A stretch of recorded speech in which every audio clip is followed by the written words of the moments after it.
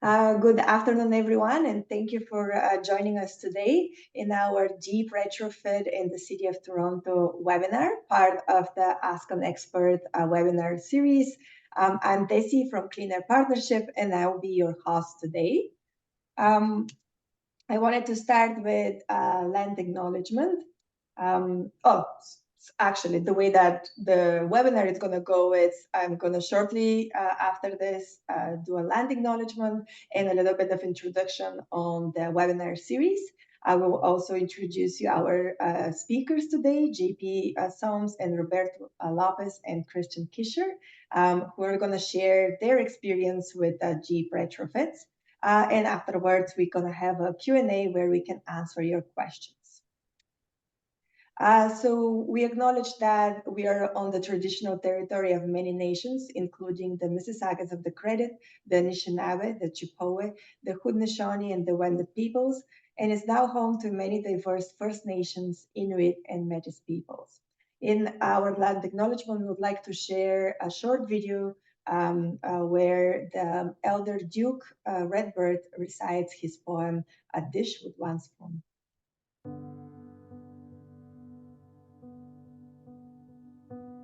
The Mississauga Nation welcomed settlers from across the seas when they arrived in their territories. Such beauty revealed before their eyes was beyond their ability to describe. In all the languages that the settlers spoke, there were no words that could evoke with any clarity a single thought that Mother Nature's splendor brought. It was from the indigenous tongues that the settlers learned the language of the earth in all her idioms. Toronto from Takaranto, trees standing in the water, a meeting place where small fish could gather. Nearby hills where alders grow, that was called Etobicoke. And in the autumn before the winter snow, the passenger pigeons rested in Mimico. And to the west where the great waters flow, the lake and lands were called Ontario. Eagles soar high and with prayers for Manitou, the Mississauga people smudge and launch their birchbark canoes. Three sisters, corn, bean, and squash. The planting season has begun. Tobacco is offered a gift to grandfather's son. Sage, sweetgrass, and cedar to grandmother moon. There is peace, joy, and harmony in the treaty lands called A Dish with One Spoon. Thank you for watching with me. A little bit about us. Clean Air Partnership is an environmental charity that works to transform cities into more sustainable, resilient, and vibrant communities where resources are used efficiently, the air is clean to breathe, and greenhouse gas emissions are minimized. We convene networks, we lead research and knowledge transfer, and catalyze transformative actions. Homes and buildings that use gas or fossil fuel for heating and hot water are the largest source of emissions in Toronto today. To address the climate emergency, we must switch our homes and buildings to cleaner energy sources and make them much more energy efficient. The City of Toronto offers a range of programs such as Live Green Toronto, and as well as funding and supports to help Toronto homeowners develop their own net zero pathways. Excuse me, I'll share a link to the Leaf Green where you can access more information of those resources.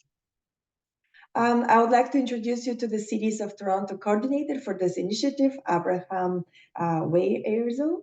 Abraham is an experienced Natural Resources Canada registered energy advisor and quality assurance specialist, as well as an CHBA net energy advisor.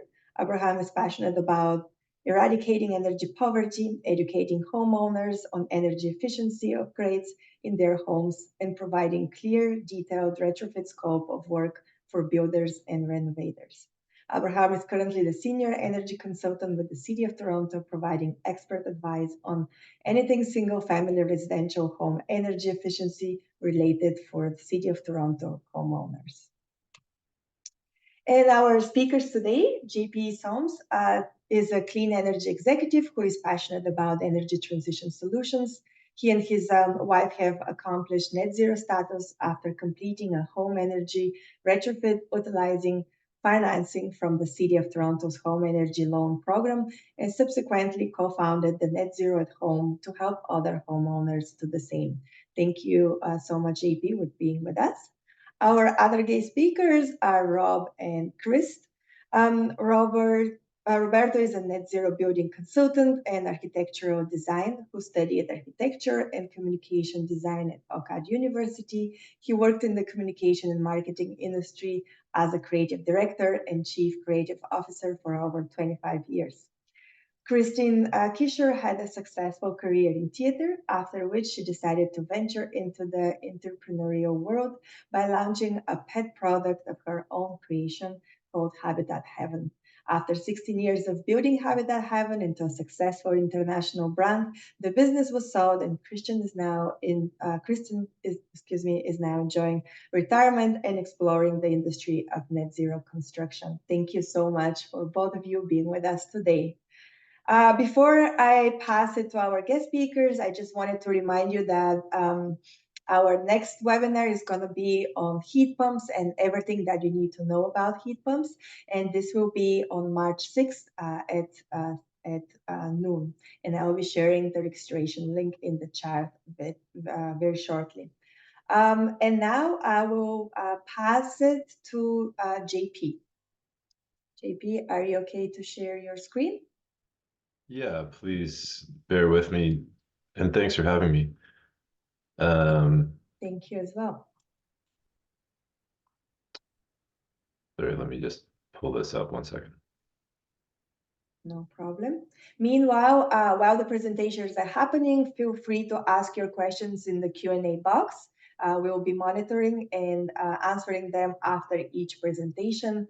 And we can have also more questions asked at the end of both presentations when we'll have a Q&A session. Now, JP, take it away. Thank you. So I'll dive into it and try to keep my presentation on time and on schedule so we can get into the questions. But very quickly, I just wanted to open the conversation with the problem. Here's why we care. Here's why we're doing this. Here's why I got interested in how I can be involved in the clean energy transition and how I can move my home along with my partner, Lisa, to be a net zero home. 2023 was the hottest year on record. The last 9 years were also the hottest years on record. Climate change is affecting all kinds of our lives in a very meaningful way, and this is not going to change. We need to stop burning fossil fuels in every aspect of our lives. And I encourage you to explore how you can do that. I encourage you to ask your political leaders. I encourage you to ask the companies that you deal with as a stakeholder, as a consumer, as an investor, at every part of your life. Ask them, when are they going to stop burning fossil fuels? And I think we need to look in the mirror and ask ourselves the same question. So this is what brings us here today. Fortunately, there's solutions out there. Not only do they work, but they save you money. It's the perfect scenario. Things like heat pumps, efficient hot water tanks, solar, all of these things are readily available. There's companies that are more than willing to install them in your house, and the government will help you pay for them. It's sort of a perfect solution. I'll walk you through what happened in our house and when we did these things and how it can really make a huge impact. So this is our house. Not a special house, not a new house, not an incredibly tight house. This house was built in 1910. It's 2 stories, 1,400 square feet. We renovated partially in 2014, but not great insulation. We have some good insulation on the main floor, but not really great insulation in the basement or upper floors. Pretty poor airflow, generally speaking, as typical in these houses. So a very typical Toronto, central Toronto home.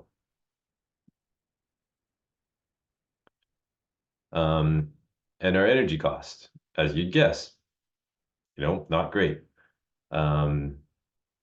our inner guide. This is our inner guide when we first got our energy audit. As you can see, a typical new home is about 64 gigajoules of energy per year. We were almost double that. We spent a lot of money on energy, as I assume a lot of people on this call are faced with as well.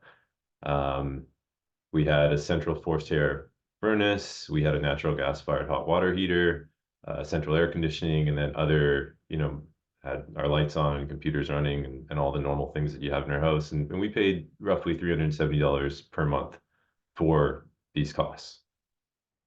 Now, to be transparent, this includes the cost of the equipment. We had a new central furnace, a new air conditioner that we had to install. I've included these costs in the numbers that you see, basically over the expected life of the equipment, roughly 15 years. But I think from an apples to apples perspective, you'll see why I've done that in the next couple of slides. So what did we do? We undertook a process and basically wanted to get off of natural gas. We wanted to close off that delivery of natural gas to our house. So we weren't burning it at all. And it took us a while. It was a difficult process. We went through the city's home energy loan program. We're still going through the federal program run by Enbridge to receive the rebates, and are hopeful that we'll get those as well. Fairly confident we will. But what do we do? First, in May of 2022, we installed heat pumps and a hybrid hot water tank. The hybrid hot water tank is basically a heat pump on top of a hot water tank, which is incredibly efficient. So the first thing we did, we installed this in May. As the summer went on, we started getting our energy bills and noticed a very strange thing, that our energy bills were much lower than they were the previous year. So this is just simply replacing a conventional air conditioner with a heat pump. All of a sudden, it was 25, 30% cheaper to run those heat pumps. So really efficient at cooling, and then even more efficient when it comes to heating. As we got into the winter, all of a sudden, it was,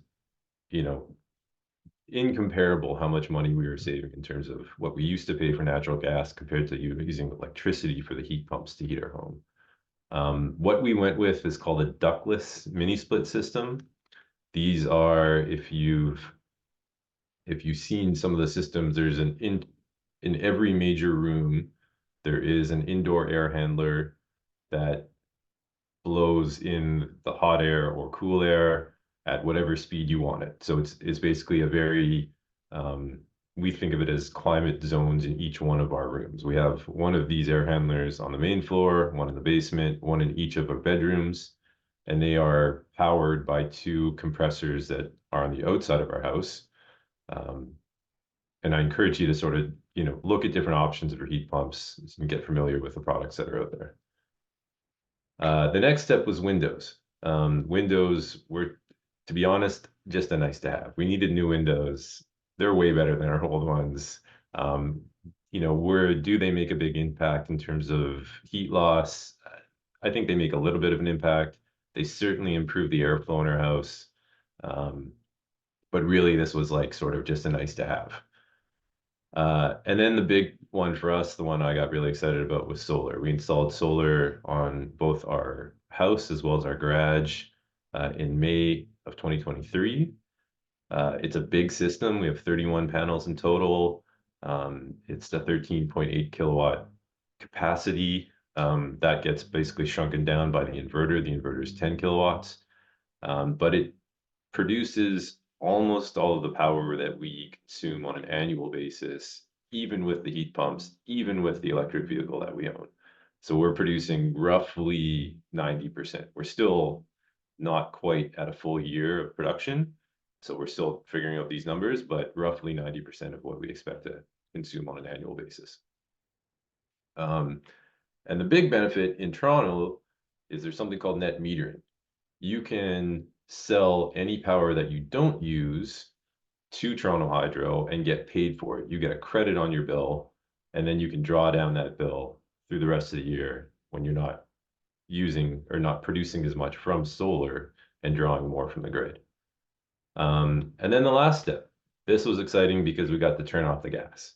And that was really exciting. Obviously, at this point, we had transferred both our furnace and hot water tank over to electric. And so our gas consumption was only our stove.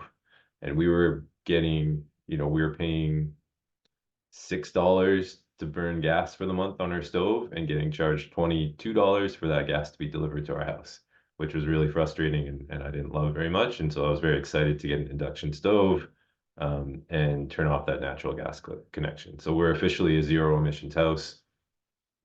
We don't have anything in our house that burns natural gas anymore with all of these installations. So what does that look like after? Obviously, you can see our Enter Guide. We don't have any emissions. We produce about the amount of energy that we consume, so we're rated as 0. From an Enter Guide perspective, we have no bill from Enbridge, none whatsoever. Most of the bills from the city of Toronto, Toronto Hydro, are credits in the summertime, and then we draw down that credit in the wintertime. And then the other big thing, which is really hard to describe and expect before you undergo this process with, especially with the mini split heat pumps, is how comfortable it is in our house. A lot of the rooms did not get proper airflow from the forced air furnace, which was in the basement. And so a lot of the furthest away rooms would be hotter or colder than even the hallway outside. And that just isn't the case anymore. Every room is exactly the temperature that you want it all year round. And it can be different from, like, my daughter likes it really cold in her bedroom, so she can have it really cold at night, different from our bedroom, which is a little bit warmer, for example. And what's the dollar and cents? So, I've done a lot of analysis on this. And before, as I suggested, we were spending about $370 per month. If you use expected, even conservative, expectations of energy costs going forward, as well as replacing the furnace and AC, you're probably looking at somewhere in 450, 475 per month on a 15-year average. So this is the before scenario. Now, if you look at our after scenario for our energy system, we're at $355, and that's fixed. We have very little that we're consuming from Toronto Hydro now. We have a fixed loan repayment to the city of Toronto for the financing we received. But it's a very meaningful drop. Like, that's $120 per month forever on that 15-year to 15-year basis. And that's really meaningful, especially where natural gas prices have been in the last 12, 18 months. We estimate that we saved way over $1,000 in the first year alone, just from installing this system. Now, that's just moving from natural gas to electricity. So it's a very meaningful difference in cost savings. So after we went through this, we really took a step back and said, man, this was a lot of work. It wasn't necessarily straightforward at times. There's a lot of different options, I would say, from both the grants and the financing perspective. Albeit, the grants have now been paused with Enbridge, and we can get into that. But it's complicated. And then you've got to manage all the contractors and all the work, selecting the right equipment. I was interested in it, and so I like to do it all myself. But we also decided, my wife and I, to start a company to help others do the same thing. We think there's it's the perfect mix of opportunity for you to both save money and reduce your emissions. And so we set up this company called Net Zero at Home to help others go through the process. We will manage everything, start to finish. We'll help you go through the application process to get the grants, to get the financing. We'll manage all the contractors, and we'll help you save money. So that's the pitch for our company. And if you're interested in learning more, please reach out. You can contact us on our website or otherwise. Thanks so much, JP, for your presentation. Great example of work done. We will take kind of like a few questions now, and then we'll move to the other presenters, and then we'll have a Q&A session. But one of the questions was, JP, are the new windows triple pane? No, they're not triple pane, they're double paned. They are high efficiency, but they're double. And just to clarify, you did not do anything on the envelope of the building, like No. better isolation or something. So everything came just from changing the windows and installing heat pumps and the panels, solar panels. And the very large solar system. Like we have panels everywhere we could fit them, literally everywhere we could fit them. And that makes it big. We looked at it and thought, as I think many homeowners do, that doing new insulation, improving the tightness of your home, unless there's very obvious leaks, it can be a big job, can be a messy job, and that wasn't super attractive to us. And so we looked at other options, and we sort of came to the conclusion that if we put a really big solar system, we can basically like use more electricity, albeit somewhat less efficient as compared to a very tight home, and use these heat pumps to heat individual rooms as opposed to a central furnace system or a central heat pump system, both of which like help you on that efficiency side. But from an electricity consumption perspective, our solar panels like cover everything. Right.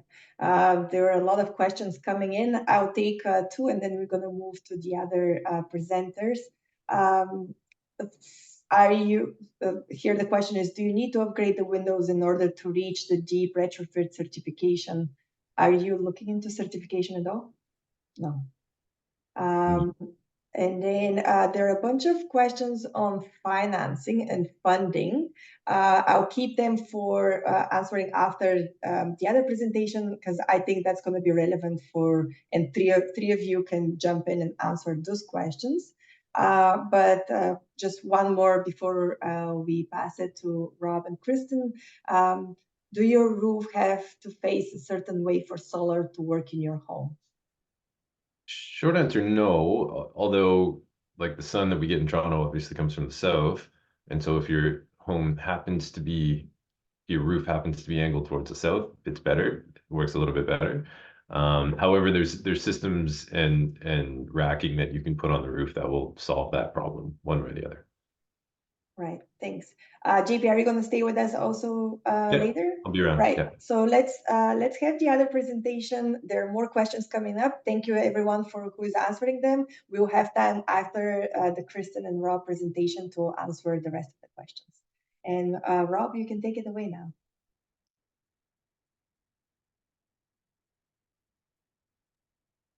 Hello, can you hear us? Yes. Okay. So we had a little bit different concept. We redid a home, which was a bungalow in Scarborough. And we kept the foundation of the home and then built up as a new home. So our home was basically a brand new build. We took the approach that we wanted to have a sustainable home in many ways, not simply net zero. So we did many things that are not necessary for net zero, but are still part of our home. Do you want to share your screen, Rob? Oh, you haven't shared it yet. Oh, okay. And if you need assistance, we can also share it for you if it's easier. Hang on a second. You have to click down here. Yeah, I know. I couldn't find my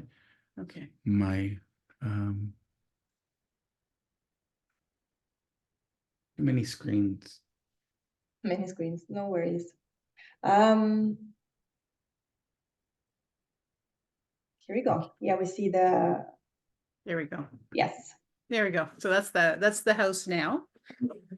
So this house was designed from the ground up with energy conservation in mind from the very beginning, from the design aspect all the way through the functions and how the house was going to operate. So as you can see, it's got a large slope roof, which is part of the design when we're talking about orienting solar panels. More than half the roof is dedicated to facing south for energy generation. We have all kinds of systems in place for not only energy conservation, but also generation and water recycling. So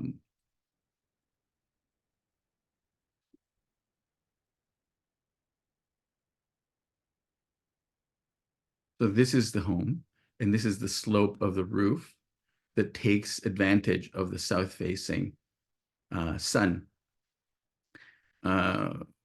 We have a very tight, airtight home and very well insulated. All of this was part of the design from the very beginning, and it is a certified net zero building. We built using passive house techniques, which make for a very airtight and a very well insulated home. And we chose all the windows, all the doors, everything for this reason. We put in solar panels, 22 kilowatts worth of solar panels on that sloped roof. And one of the reasons that we did such a large installation was because we wanted to be 100% electric. Yeah, so we do have the net zero program with Ontario Hydro with one inverter, but we have a second inverter that also has a backup battery of 6 kilowatts. So we can utilize 15 to 20 kilowatts at any given time. Yeah, so and we do have the net metering system where you bank your overproduction with the city for times when you need it. Yeah, so we've now finished our first year with the solar panels, which was December of 22. And we have $600 of energy use for the year. That's all we've spent in energy. And also we have a little bit of gas that we use only for the barbecue, which was again another $200. So $800 in energy with also the barbecue for the year is all that we spent. So we wanted to be very environmentally conscious and conserve energy, but at the same time we wanted some perks.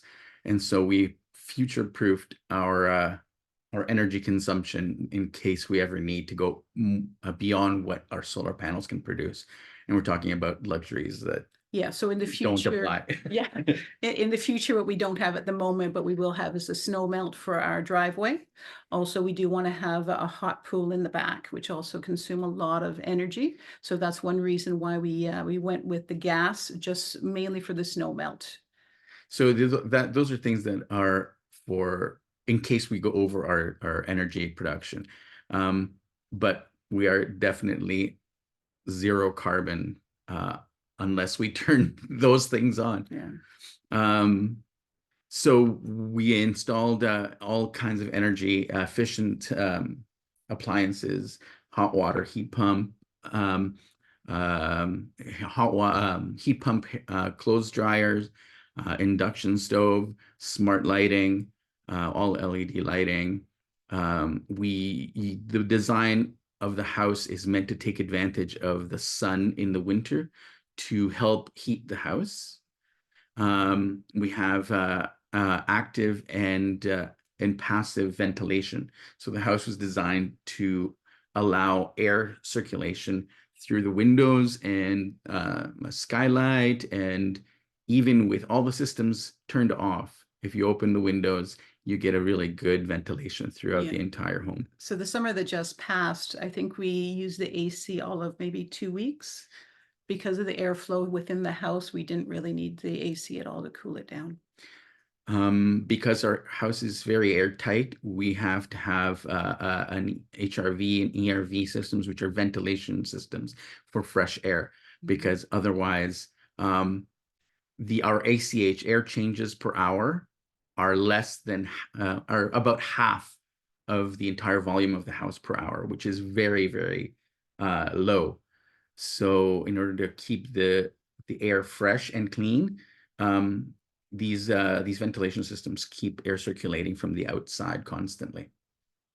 The house was also designed to have a green roof, and part of that is for rainwater conservation, but also for cooling in the summer, because the foliage will absorb a lot of the heat. before it even gets to the home.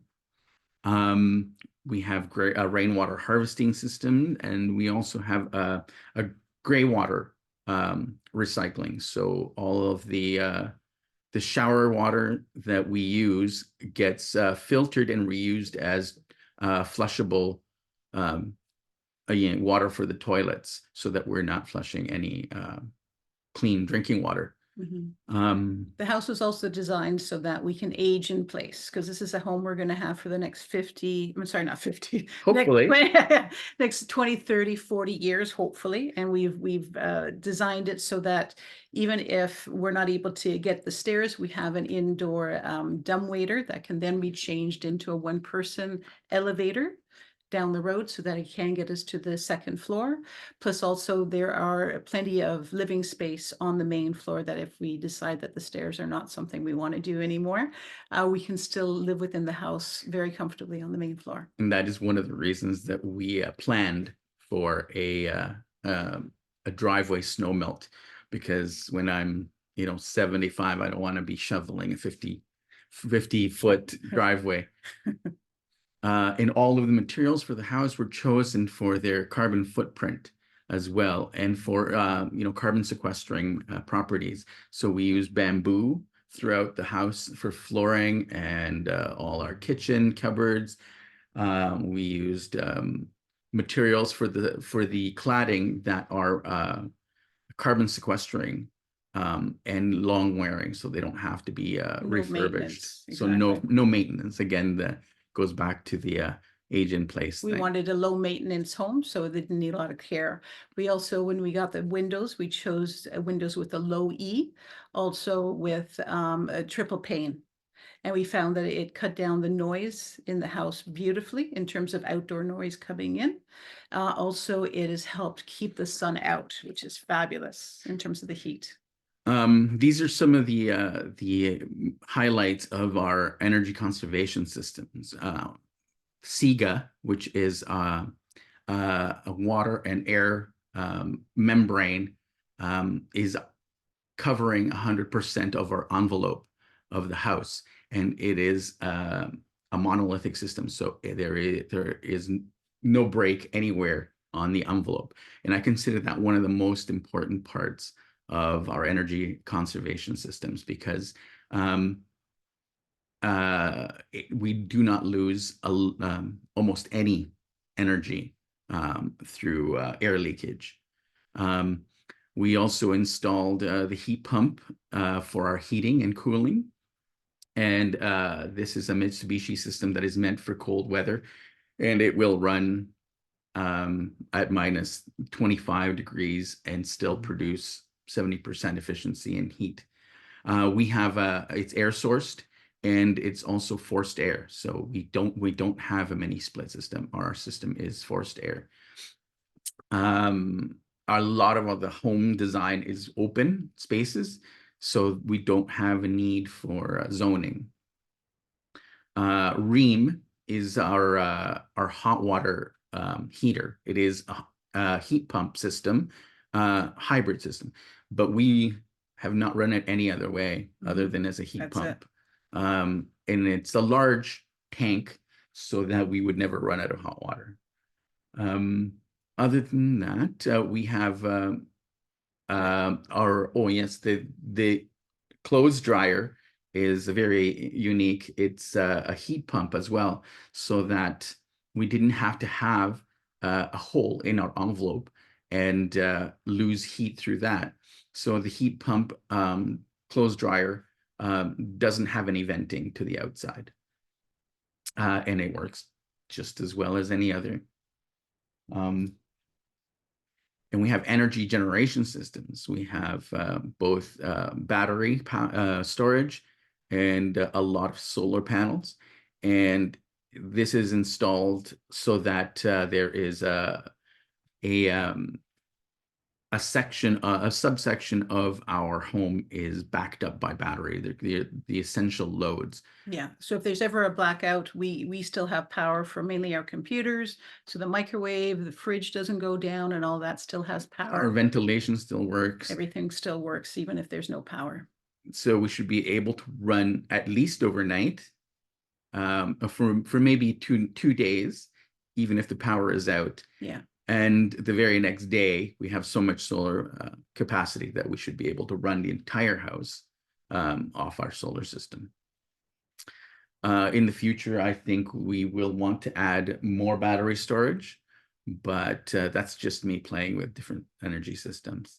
Maybe some wind power as well in the future. And then we move on to planning. In terms of planning, we suggest that if you are in this webinar, you obviously have an interest in building or at some point moving towards a net zero home. And these are things that we found that are very good things to keep in mind when you're planning. Plan well ahead. So this should be this webinar is a very good part of that planning. If you're going to build a new home, design it with that in mind. I have seen too many people put solar panels where they will not benefit from them very well. Yes, it does make a difference if you orient your panels south, because even though you can make energy from a north-facing panel, you will not make enough to make good use of it and for the bang for your money as well. It will take a much longer time for your return on investment. And you will not be as happy with the production. You will not be able to rely on it as if you planned for it from the very beginning. So the orientation, the amount of windows that you want, which way they face, are there trees shading? Do you install shading as part of the architecture? The type of wall construction, all of those are things that are variable. There are different ways of constructing a wall so that it's airtight, so that it's well insulated. And they're all equally important in saving energy, because the more energy the less energy you use, then less energy you'll have to produce. You could create a house that will leak like a sieve, and if you put 100 kilowatts of solar panels on it, you will still be net zero, but it won't be efficient. You should choose your builder and your energy consultant very wisely. We find that those are often tripping points, because a lot of builders claim to be knowledgeable and they are not. And your energy consultant should be somebody who relates to you and knows what you want out of your home and how you want to live, not simply save energy. We started with a different energy consultant, and who didn't understand us and was insistent on using gas for heating and for certain things. And he couldn't understand why we wanted to be zero carbon. Anyway, we ended up with Jack Zhu, who we were very happy with, and he was amazing. And he understood what we wanted to do. And HVAC professionals, the HVAC industry has a long way to go, especially in Ontario. And installing heat pumps in homes that want to be net zero is not like installing any other kind of heating solution. It's not like gas or wood burning or oil. Doesn't work the same, and you have to have really good knowledge. So choosing an HVAC professional that says, yeah, I've installed heat pumps, is not enough. So that can either make your experience really good or really bad. You need to spend a significant amount of time managing and supervising. Your energy consultant can provide you invaluable help, but they will not be there through the build every day. And building a new home requires a lot of oversight. It's if not a full-time job, at least a part-time job in addition to what you already do. Especially if you're trying to do a net zero. We found a lot of builders do claim that they have that experience or have that knowledge or want to learn that knowledge, but it's very limited when they have 3 or 4 other jobs going at the same time, and their focus is not primarily on your home, which to you is the most important thing.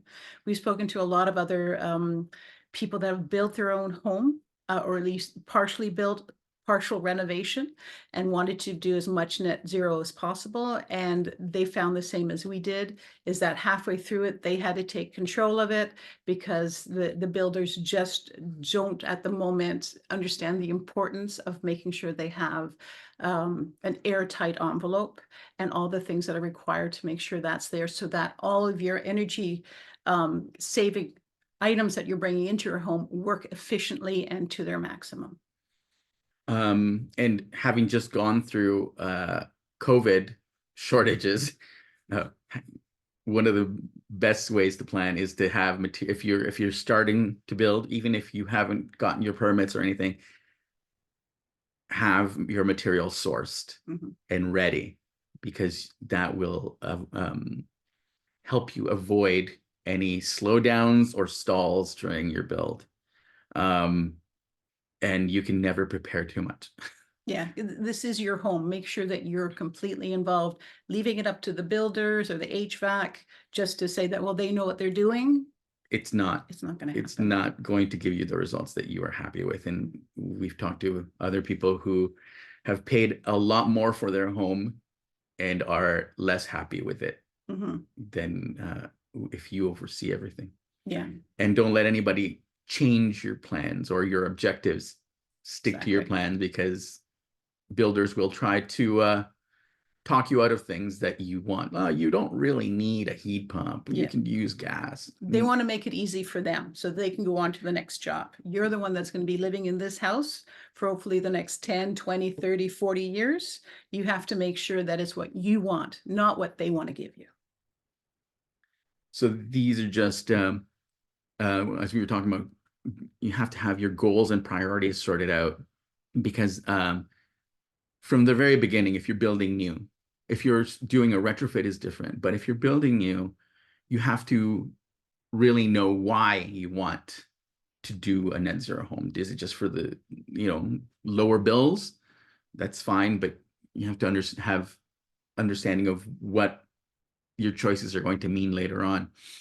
Well, even this one was supposed to be a retrofit. Yes. We had all that at the beginning of the retrofit. Unfortunately, our builder decided to go a different route, and it ended up being a new home. But retrofit, you can also do this. Plan what you want in terms of why you want to have those energy savings. In our case, this is one of the very earliest sketches for our sunlight access planning. So we planned the design for taking advantage of the sun. And that's one of the main reasons, one of my main things that influenced the design of the entire home. The flat roofs, we knew we wanted green roofs, and so they were designed that way. But you want to design for also comfort and lifestyle. So our windows are designed for, they're fairly large windows. So you take a hit in energy consumption because you lose a lot of heat through windows no matter what. And all our windows are triple pane, high E values. But you want privacy. So the upstairs windows are a specific shape for privacy. And the other windows are designed for sunlight, but also so that they don't take in a lot of sunlight. And we have special shading for those. We knew we wanted to use some kind of energy storage. So we ended up with Tesla, and that's the Tesla battery delivered. And then when you go through, this is the actual progress of our build. We began in 2020, demolition of the original home. And we unfortunately got stalled in the winter because, as I said, we were trying to reuse some part of the house as part of we reused 95% of the foundation, and we were supposed to reuse part of the walls, but our builder wasn't on board with us. Wasn't He on decided board. to take things in his own hands. So we ended up having to do new plans, new permit, because he took down more walls than necessary. But we went forward, and it took another year before we actually got the house built so that we can move in of December of 22. Yeah, so you can see here the progress of everything that we went through. And the HVAC actually was a little bit of an ordeal. So this is what the house looked like before, as a wood frame bungalow. And we found, and it was torn down. So in the bottom left is what it looked like after tearing down and exposing the foundation. We found a note from Christine's father. And my dad did a lot of renovations in the house when I was a child. So in 1986, apparently he redid the floor, and it was a real hard puzzle. So these are just some images of what the build looked like. And that's our window going in. This is a triple pane window that is fairly large, a picture window. Yeah, it's 10 feet by 7 feet is how big the picture window is, because we wanted to show the garden in the backyard once we were able to redo the garden in the back after all the build. And that's our Siga envelope. It's an airtight envelope, which is also our main water barrier. And it goes around 100% of the house unbroken. Even when they installed the windows, there was a certain technique that Siga had to make sure, because a lot of air gaps happen around the window. And so they had a very special way in terms of sealing the windows once they get installed, because you can have beautiful airtight windows, but if they're not installed properly, then you'll still have holes that air will get through. And when Jack came and did our final test, he checked the windows because he said that's always a place where air gets through, and he was amazed at how well they were done. Siga, the company Siga, did workshops with us to get it right, and they were amazing. I can't say enough about them.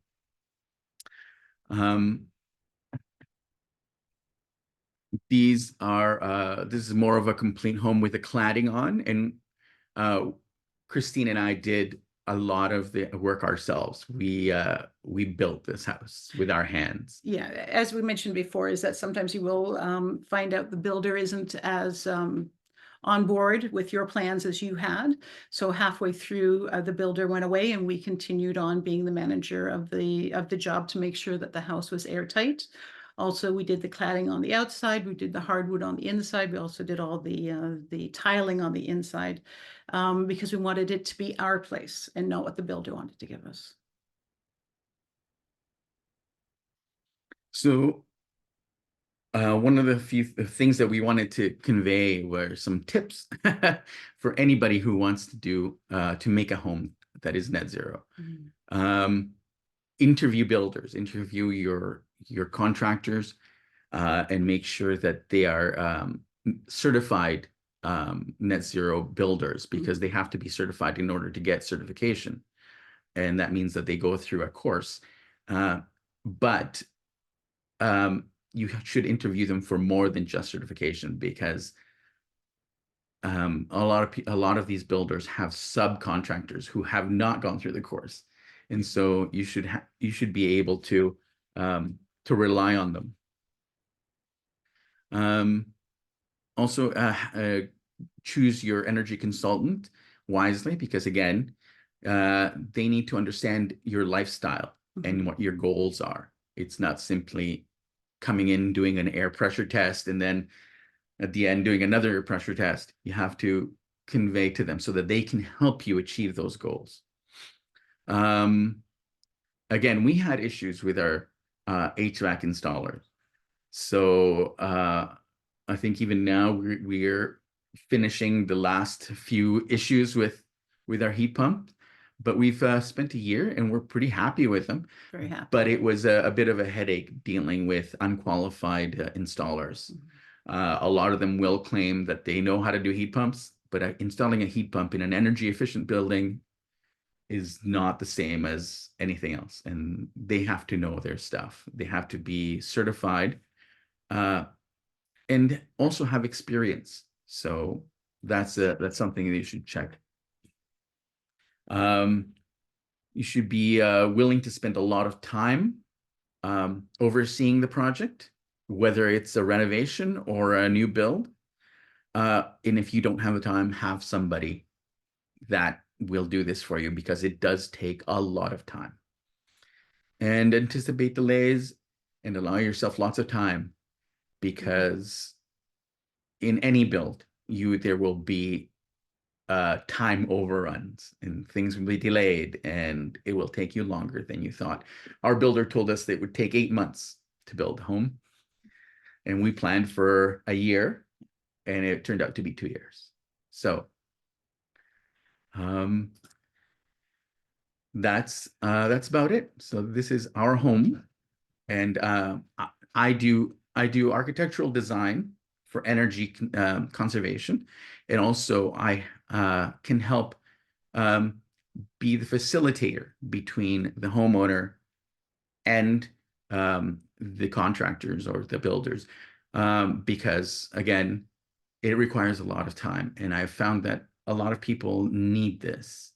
Again, I have the background in architecture, and it's a lifelong study of mine too, in terms of technology and things that will help you save energy. I've done this for fun for my entire life, looking up information about this. And now I think I have enough that I think I can help you if you are interested in having somebody mediate for you. Thank you very much, Rob, and Kristen for this presentation. Very very nice. Also, even like the small touches of the personal notes that your dad had, and yeah, great work. We had a lot of questions, so I'm gonna jump right to them. Something that is for both of you, for Rob and for JP. Do you need to maintain or clean the panels of the roof? Or do you hire someone to do that, the solar panels? Oh. To actually clean the panels? Yeah, so for example, if there's a snowfall? No, it has a tendency to melt the snow, or what we've noticed anyways, melt it rather quickly. At the initial snowfall, yes, you won't get as much. You do get some solar power. You won't get as much as you normally would when there's no snow. But over time, we get a lot of sun in the wintertime. Not this last January, but we do get a lot of sun. And it does have a tendency to melt the snow much quicker than anywhere else on the house. So one of the properties of these black panels is that they absorb heat really well. And so there is very little reason to get up there and clean them, except maybe for dust. But again, if you design your solar installation, then the gravity and rain will take care of most of that. Is that the same experience, JP, that you have? Yeah, I would agree wholeheartedly with Rob and Chris's comments. I think by the end of summer, just because that tends to be our dustiest season, particularly once it gets into August and September, I do tend to go up there and just give them a rinse, because they're dusty. But that's the only, like, once a year, if that. Right. And that's only if we haven't had rain. So it really depends on the year and the season. Right. Yeah. A question for you, JP. Could you use existing ductwork for the air source heat pump instead of mini split? And why did you go with mini split? Yeah, absolutely. I think, the Rob and sorry, I keep saying Chris. Is it Chrissy? No, Chris is great. Chris is fine. Sorry. So Rob and Chris have that exact setup, right? They have what's called a ducted system. It's got the same footprint as a conventional natural gas fired furnace. It operates obviously very differently and is much more efficient, but you can use central ductwork. That's what makes sense for most homeowners, probably, both from a cost and infrastructure perspective. However, if you want to, you will have to spend a bit more if you want a ductless system like the one we have in our house, and it has its benefits, particularly if you don't have great airflow, if you want sort of, improved comfort in each one of the rooms. If you have like big open spaces in a house that has proper airflow, like Rob and Chris do, a ducted system makes a lot of sense. It's only because we don't have those features in our house that we went with a ductless system. The other benefit for me personally, I'm relatively tall. Our basement is not fully dug out, and so we were able to take out the ductwork in our basement and gain 8 inches. And so I don't have to duck in the basement anymore. I don't have to get my head down underneath the ductwork. That was a big selling feature, if I'm honest. Yeah. Awesome. There were a bunch of questions in regards to financing and how can folks apply to loan programs for the city or in the federal government. I will leave Abraham to speak a little bit of the opportunities here. Yes, so the City of Toronto, we have the Home Energy Loan Program, which JP took advantage of. It is mostly for retrofit homes, and it's a low interest loan up to $125,000 for 10% of your current value assessment of your home. And I will put the link to that into the chat so you guys can check it out there. The other loan program is the Canada Greener Homes Loan Initiative, which is a $40,000 0% interest loan over the course of 10 years. Do keep in mind that both of these, you need to do an Energite assessment pre-retrofit. So before you do any work in your home, make sure you get your energy assessment first. I'll put both links into the chat right now. Thanks so much. And then Actually- I would add to that too, something that's really important to consider, especially, well, for both pieces of loan, is that less important for the cities, but also important for the federal government. Federal government requires you to have all quotes in hand to apply and gain access to that $40,000 interest-free 10-year loan. So you need to get all the quotes and know exactly what you're going to do before you move forward and get the approval. If you don't have those quotes in place, you will not get access to the fund. So it's really important that you take those appropriate steps. Also, I wanted to mention that in order to qualify for the $5,000 grant, and you need to have an initial air pressure test done. And that is arranged through an energy consultant, energy advisor. And so you should find your energy advisor first. That's great. Actually, there is this, if you have any reference or like list of contractors, like both of you, and kind of like that's one of the question is how, and Rob, you elaborate a little bit on this, that it was challenging with some of the contractors. Any tips or any list of from where you can find folks that are good? Yeah, I think you can start with the City of Toronto has a list of contractors that they provide. Abraham, I don't know if you're able to put that link up as well. It'd be helpful for, I think, a lot of people on that call. It's tough, right? It's really tough to find a good contractor that's going to do good work. We have some that we worked with both at our own home as well as on some of our clients' houses, and that we would certainly trust and recommend to others. But I think you got to ask people. Like my approach is to ask neighbors, neighbors that are either in the industry and contractors themselves, like, who do you recommend? Who do you trust? Who knows what they're doing? When it comes to, a new passive house design, I mean, Rob, Chris, you comment on your process. It's different than mine. Well, I think that is an issue no matter what kind of home you're building, to find a good contractor, a good builder.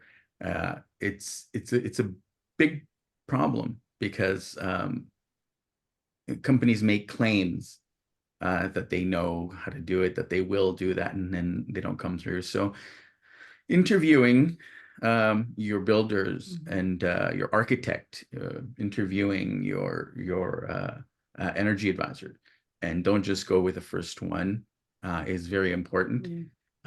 Sadly, we went through a few of them, so we can't recommend ours. But our energy consultant advisor, Jag Su, I would point anybody towards him because he was excellent and he was very helpful. And a lot of the time, they actually, because they work in the industry as well, they have some good references. Yeah, make sure that they're net zero certified, and the builder we had said that they were willing to become net zero certified. and also learn more about it. And eventually we found out that that wasn't the case. So if they're already net zero certified, you're a step ahead. Yes. So the builder has to be net zero certified by the CHBA, the Builders Association, in order for your home to qualify as a net zero home. That's also a nice place to find, if we had known about it at the time, to find for the retrofit that we were planning initially, would have probably have been instead of a new build, if we went to that organization, because they do have reputable builders. So definitely the CHBA, Canadian Home Builders Association, has a list of certified builders on their website. That's a great resource. Thanks so much for sharing. I see that we are at the end of the webinar, but folks are staying. There are a lot of questions. Maybe just a few more. And also, if you feel comfortable, some of the questions I can share to you by email. If you have time, we can answer them.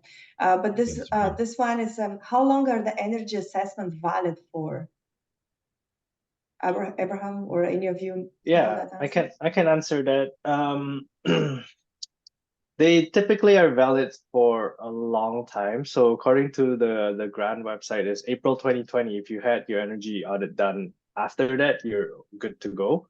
But I always recommend, because things change in your home, right? You might do some minor renovations. You might be adding in additional insulation.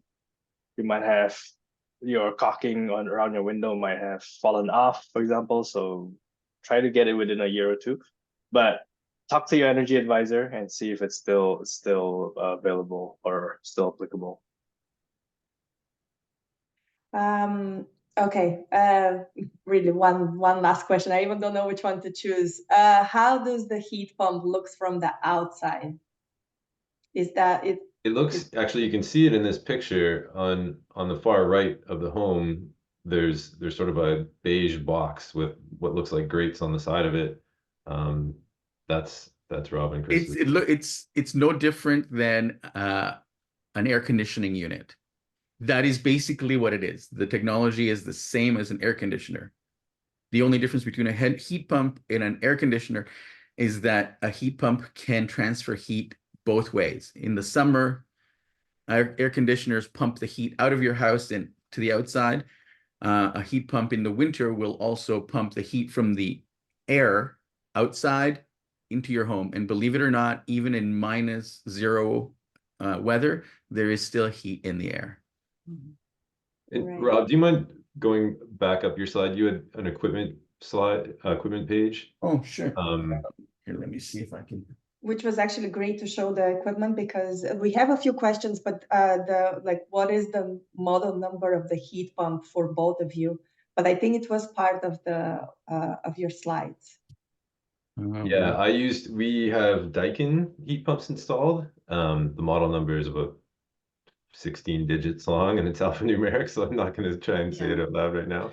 I think they're also for up to -10 efficiency. They're minus, yeah, I can't remember, -15 or -20. It's up there. They're cold climate heat pumps. So ours is a Mitsubishi system, and it is their cold weather line, which is the H2, whatever little logo that they have there, but it's their cold weather line.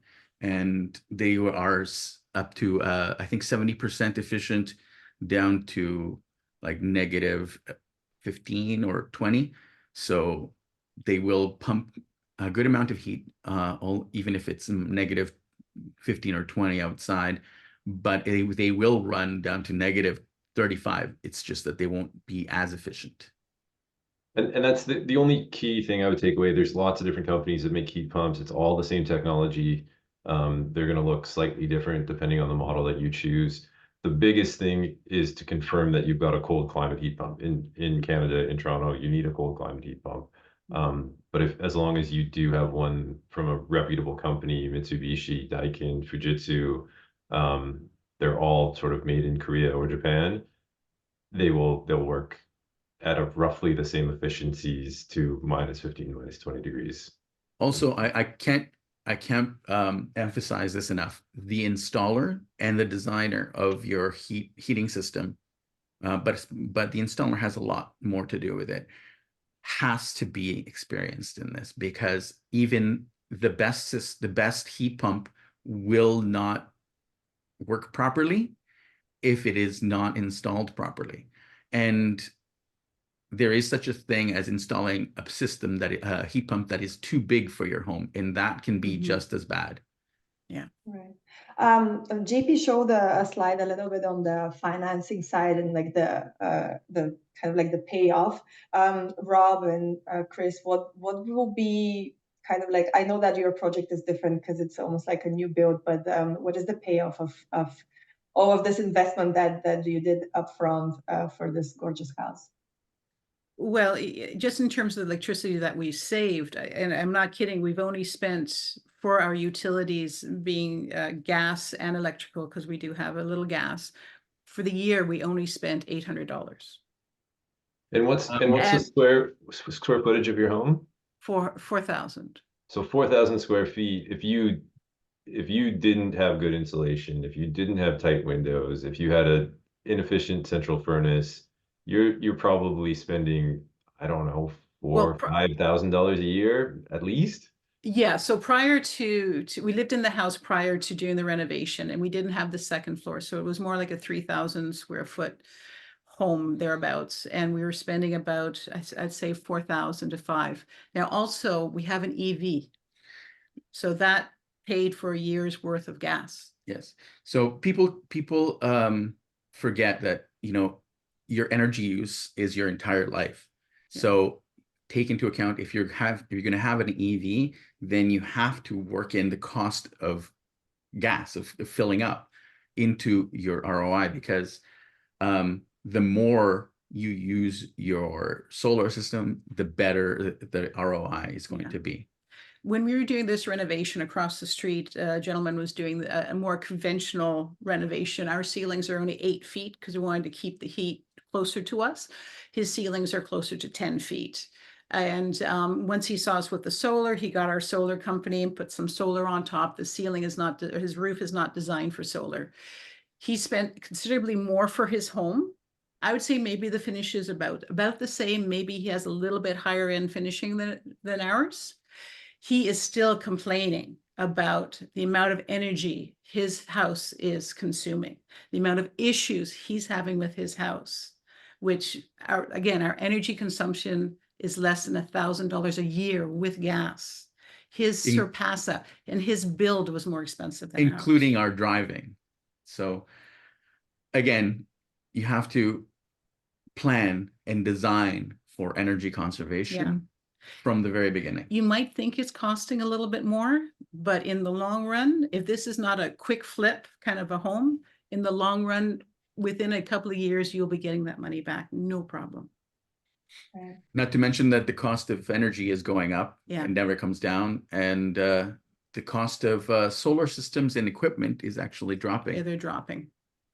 Yeah, no, that's great. Thank you so much. Such a great perspective from both presentation. JP, the fact that you were able to achieve that much energy efficiency only from changing the equipment and the windows, it's amazing.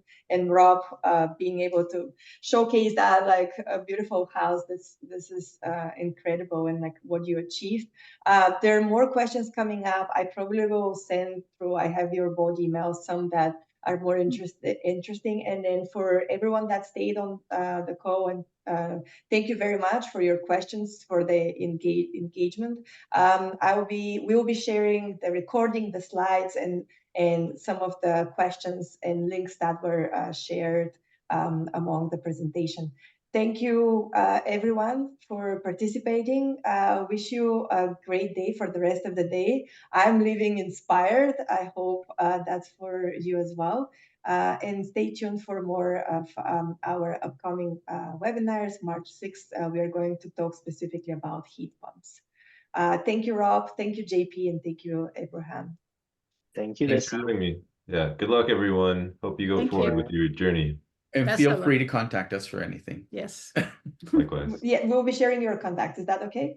Yes, Yes, definitely. Please. Yeah. Okay. See you.